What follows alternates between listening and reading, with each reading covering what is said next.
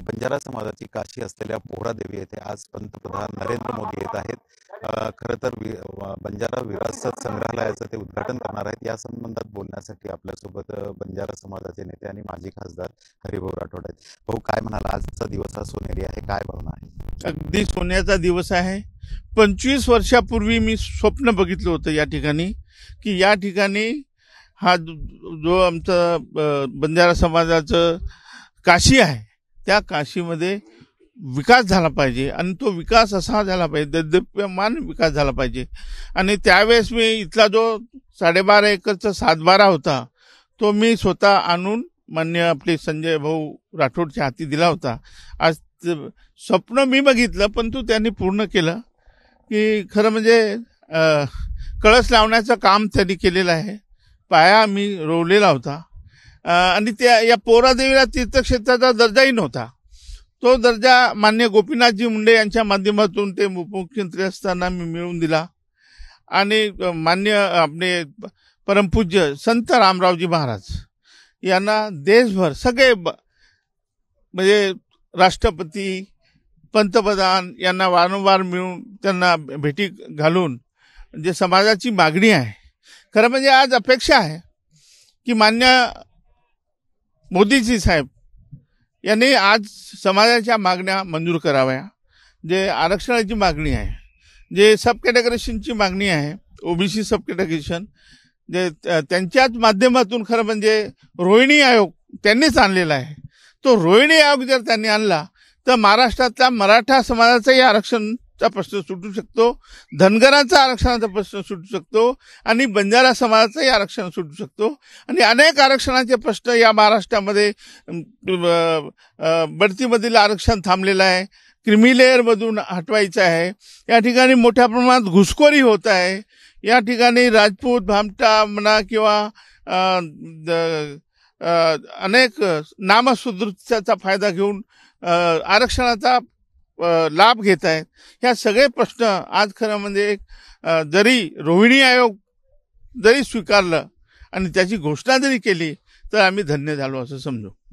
आज मोदीजी या ठिकाणी बंजारा समाजाच्या वस्तू संग्रहालयाचं उद्घाटन करायसाठी येत आहेत. अनेक घोषणा या ठिकाणी होणार आहे. यानंतर बंजारा समाजाचे जे काही समस्या आहेत त्या सुटतील? नाही, निश्चित काही सुटले आहेत. आता मागे मान्य पंतप्रधान साहेबांनी भटक्या मुक्तासाठी एक वेगळं विकास बोर्ड केलं होतं. 250 कोटी रुपये सुद्धा 2 वर्ष ते पैसे पडून होते. परंतु या भटक्या मुक्ताच्या बद्दल कोणी अभ्यास करणारा कोण नाही आहे, भारतीय जनता पार्टीमध्येही नाही, इतर पक्षातही नाही. आणि त्यामुळे ते पैसे असेच पडून राहिले. मध्यंतरी कर्नाटकामध्ये मान्य पंतप्रधान मोदी साहेबांनी बंजारा समाजासाठी एक महामंडळ घोषित केलेलं आहे. ते सुद्धा आज कदाचित त्याची घोषणा होऊ शकते. ते जरी झालं तरी निश्चितच आम्हाला आनंद होईल. आणि जे आरक्षणाचे प्रश्न आहे, जे रोहिणी आयोग जर लागू केला तर आमचाच प्रश्न नाही तर मराठा समाज, धनगर समाज यांचाही प्रश्न सुटू शकेल. खरं तर आपण गेल्या काही वर्षापासून BRS मध्ये होतात, उद्या आपण राष्ट्रवादीमध्ये प्रवेश करतायत. विधानसभेच्या तोंडावर कसा निर्णय आहे? नाही, आता सध्या कुठल्याच पक्षात नव्हतो. आणि जे वातावरण आहे महाराष्ट्रातलं ते आठवले साहेब म्हणत होते ना, हवाचा रुख बघून आम्ही बदलतो, असंच माझ्यावरती पळी आलेली आहे. आणि खरं म्हणजे महाविकास आघाडीच्या संदर्भात सगळ्यांचं म्हणणं आहे की हाच पक्ष आता पुढे सत्तेवर येईल.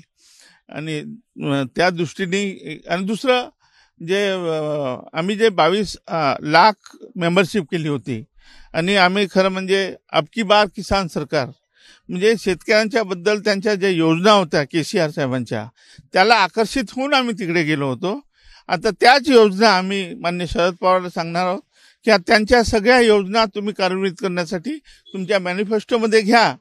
आणि ह्या सगळी आधी चर्चा होईल. उद्या चर्चा झाल्यानंतरच आमचा प्रवेश होणार आहे. तर नक्कीच जिधर हवा का रुख उधर हम जाते हैं असंच काहीसं हरिभाऊ राठोड यांच्या संदर्भात होतं. उद्या ते राष्ट्रवादीत प्रवेश करणार असल्याची घोषणाही त्यांनी या ठिकाणी केलेली आहे. कॅमेरामन शांतारामसह doctor Sanjay Mahajan, ABP Majha, Pohradevi, Washim. ABP माझा, उघडा डोळे बघा नीट.